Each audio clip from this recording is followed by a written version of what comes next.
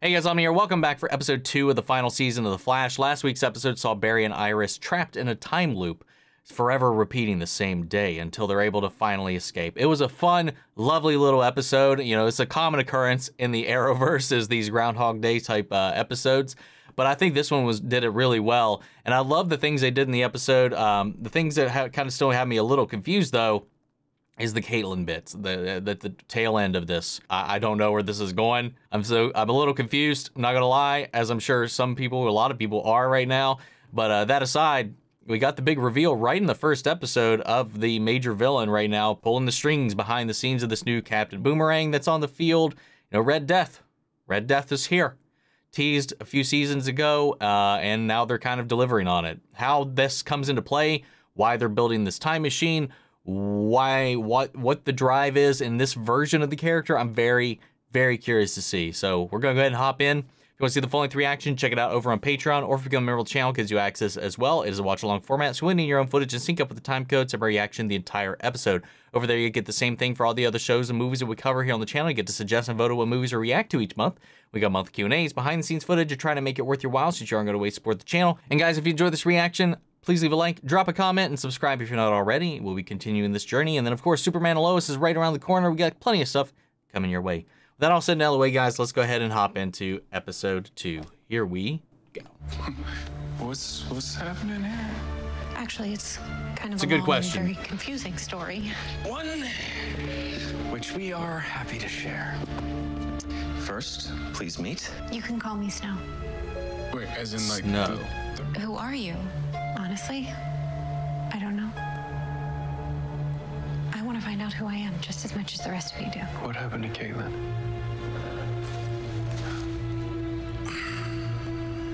Where is she?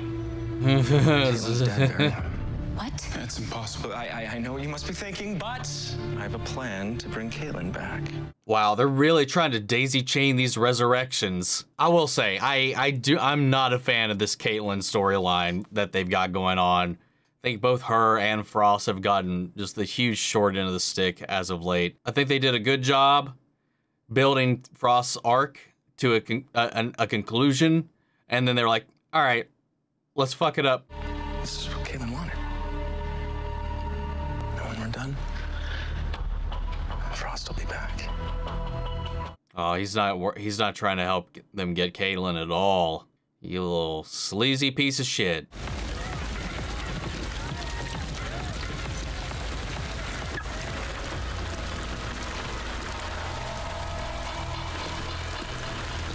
What in the world? If you're looking for a gig, amateur night's tomorrow. I already have a gig. You. Whoa!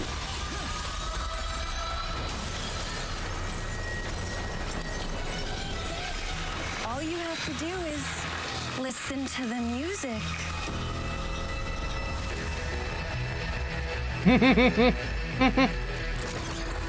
Were they just in his Who are pockets? you and what the hell do you want? You can call me the Fiddler, and I'm here to ruin your night. Dude.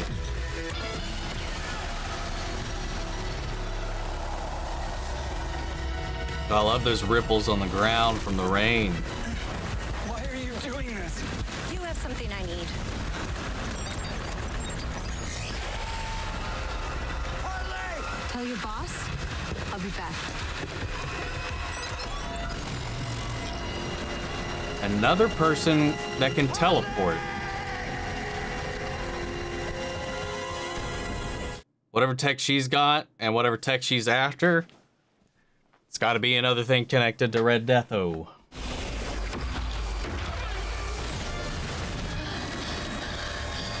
are you doing? Trying to save her life. You can't interrupt this process. You have to get her back inside right now. Oh, the audio's out. All I did was It provide syncs a so stable, bad right now. I'm gonna try to sync it up in You didn't post. say this would hurt. You just said it would bring them back. This wasn't about Caitlyn. This was about bringing Frost back, wasn't it? Mark, wasn't it? Caitlyn wasn't supposed to come back alone, Barry. They both were. Trying to bring them both back, that must have caused the malfunction. It's the only thing that makes sense. Why did you lie to us? Because I can't trust any of you. You most of all, Barry. Okay, so All right, we're stuck with snow.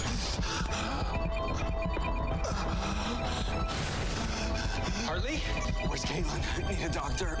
She's... Well, about that. Short-circuiting my heart's natural. Okay, how do I mean... Use the sonic cuff. The sonic... The bottom drawer! The bottom drawer!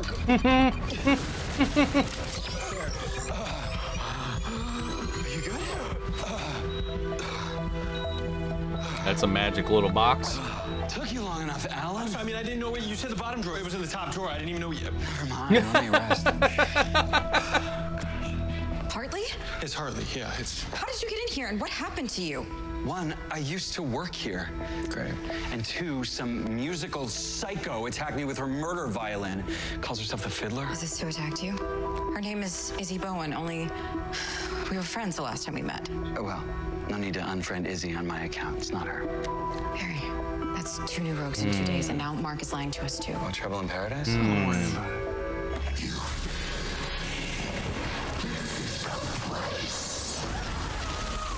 Oh!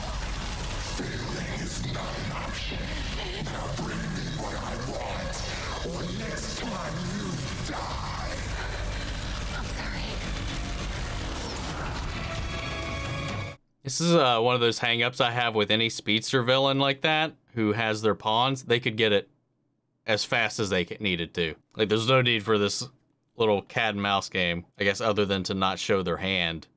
I know why you did it. Okay. No, go ahead. Enlighten me. Because you loved Frost. Sometimes when we love someone like that, we do the wrong things. For the right reasons.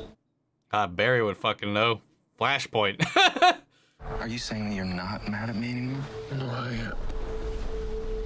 But I understand why you lied. But there's something you need to understand now, too.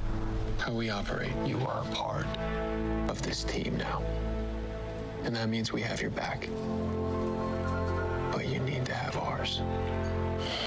If you let us in, we work together. We can do the impossible. Barry being the bigger man. Damn it! Why aren't you working? Are you okay? I have a dangerously erratic heart rate due to some punk witch who caught me with my guard down. But that won't be a problem next time because I'm boosting my gauntlet's efficiency by 400%. Wow. Why? You know, actually, it doesn't matter if you could just please go away. He's such a dick. But I don't know. I always love having Hartley around, man. Okay. I'm gonna make this easy. Do you have any of Caitlin Snow's medical knowledge? No. No, okay. Can you shoot ice from your hands or eyes? Either is acceptable. No. No, then you can't help me. You're not afraid of getting hurt. You're afraid of someone else getting hurt. You think they're in danger. And that is why. She's a bit of an empath instead. So I can keep him Seems safe. like. The only way that I can. For having been born yesterday, she can read people really well. Kill the punk witch? Oh no, killing is wrong. You changed to keep him safe. That's beautiful. But that's not real change, is it? Deciding to change for the person you love doesn't mean you've decided who you want to be. That's a choice you still have to make for yourself, isn't it? Wow, look at her, like, getting right in there. Barry, if Snow goes into that machine and only Caitlin or Frost can come back, We're gonna have to choose who to bring back.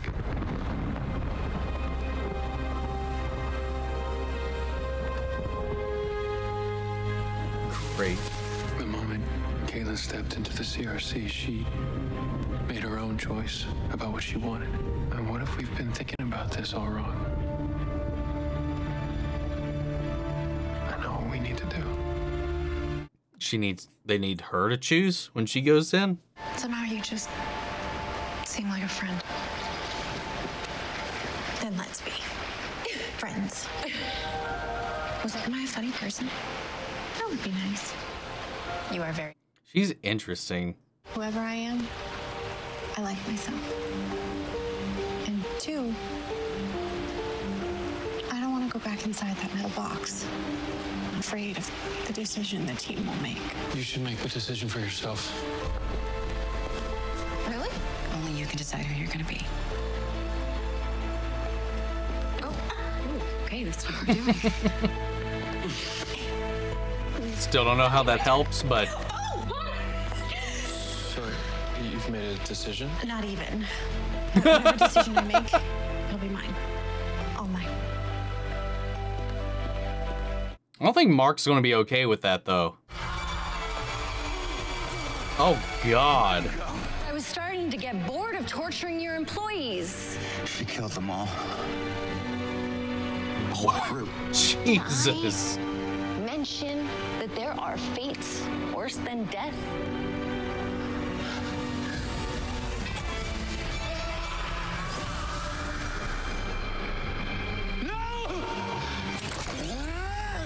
What did she even do? A real artist uses what's inside them. Oh! Well, he's phasing through it, but Hartley's taking the brunt of it. Oh my God, Barry. Hell yeah. Aww. Time to get what I came for. You don't have to do this. You can still choose another way. It's too late. Roderick is dead because of her. I'll show you. They're phased out of time. She vibrated him out of sync. I knew there was something sketchy about what she was doing. They're trapped in a vibrational phase. But they need your gauntlets to get them out. I mean, technically, you could get them out.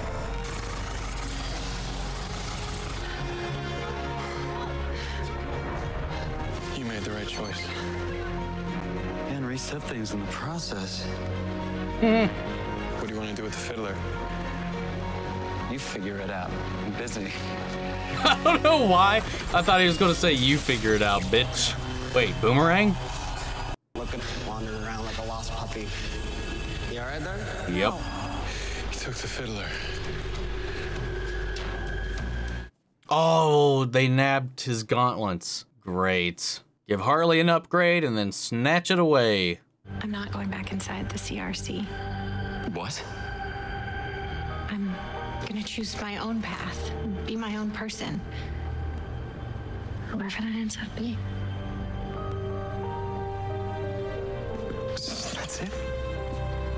Well, I'm just supposed to forget about Frost and accept this? Yes. Yeah, like anybody does. Because I didn't choose this. Caitlin did. I know Caitlin and Frost are gone.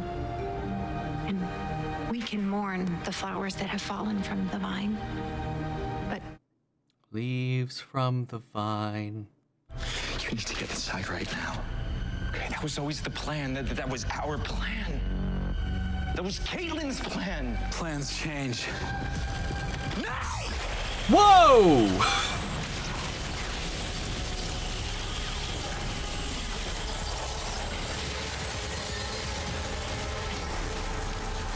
You realize what you just done?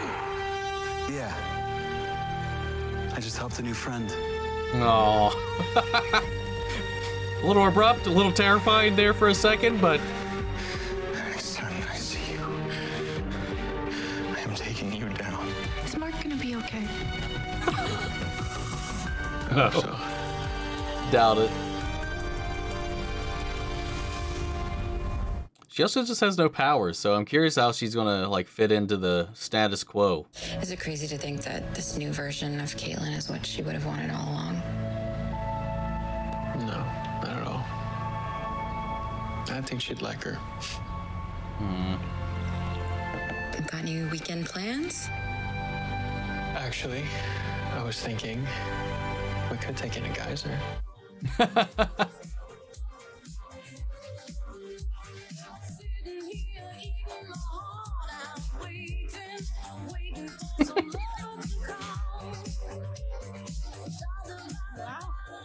You are a great dancer, and Joe is very good at standing still. You are I like her. She's funny. I love you, Mrs. Westown. I love you. Even if you are a terrible dancer. Oh, come on. Hey. That was a cute little ending. All right. What's cooking up back at the evil lair? Oh, are they stuck in like this vibrational mode? Is that why they needed the gauntlets?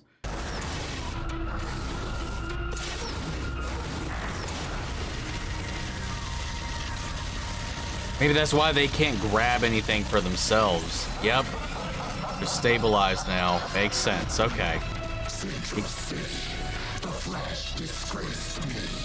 Now all of you will pay the price. The Flash disgraced them.